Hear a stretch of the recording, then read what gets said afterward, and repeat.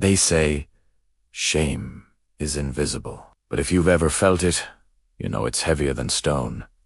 It's a strange weight, isn't it? It doesn't come from what actually is asterisk, but from what we imagine others see in us. Shame isn't a wound you can point to and say, here, this is where it hurts. No, it's a wound you carry in the deepest, most silent parts of yourself, hoping no one will ever find it.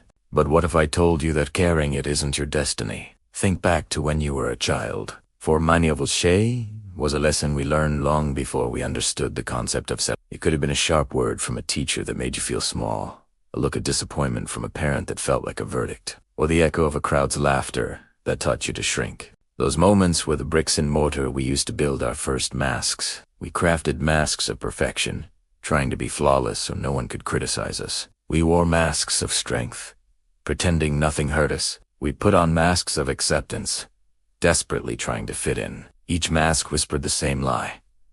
If they see the real me, they'll turn away. But here's the paradox.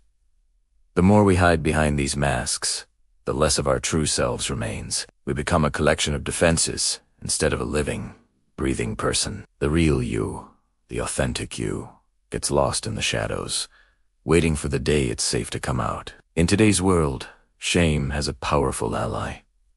The lie of perfection. It grows in the shadows cast by comparison. You scroll through your feed, you watch other people's highlight reels, and you start measuring your entire life against their curated moments of success. You see their polished shine, and forget that every single person that's light is fueled by struggles they do post about. Nobody broadcasts their failures, their doubts, or their darkest hours. We have been sold a dangerous fantasy that perfection is attainable.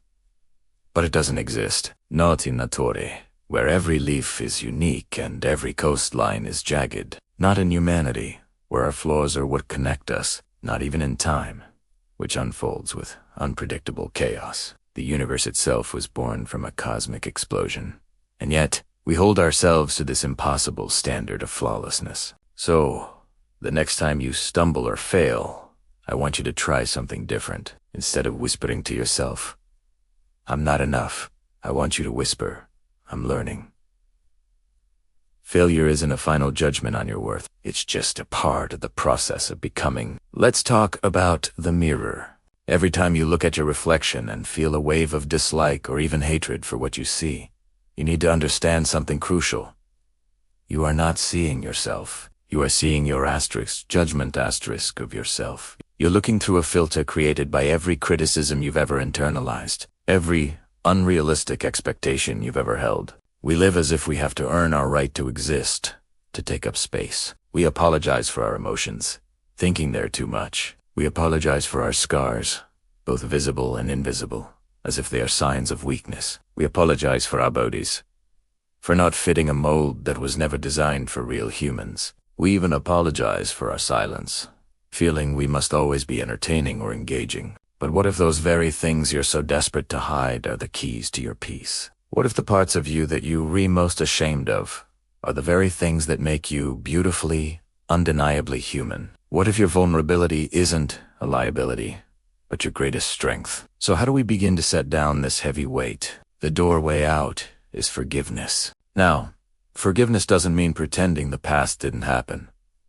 It doesn't mean you have to forget the pain. It means accepting, with courage and grace, that you cannot change what has already been, but you can stop it from dictating your future. It's about giving yourself permission to move forward. Forgive yourself for not knowing things you hadn't learned yet. Forgive yourself for trusting people who ended up hurting you. Forgive yourself for not being the perfect, idealized version of yourself every single day. No one is. Shame is not a life sentence or a punishment you must endure forever. Think of it as a signal. It's a bright, flashing light that points directly to the areas in your life and within yourself that still need more love, more compassion, and more acceptance.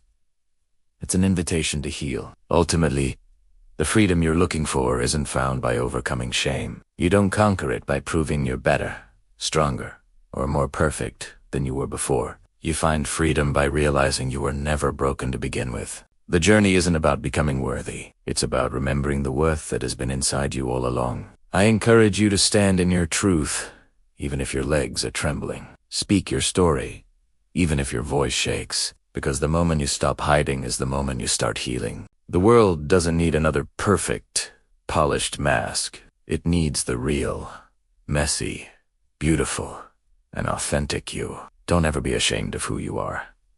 Instead, be proud of how far you've come despite everything and everyone that tried to silence you. The incredible weight of shame finally disappears the moment you realize it was never yours to carry in the first place. Thank you for spending this time with me. If this resonated with you, please consider liking this video and subscribing to the channel for more content on healing and self. Take care.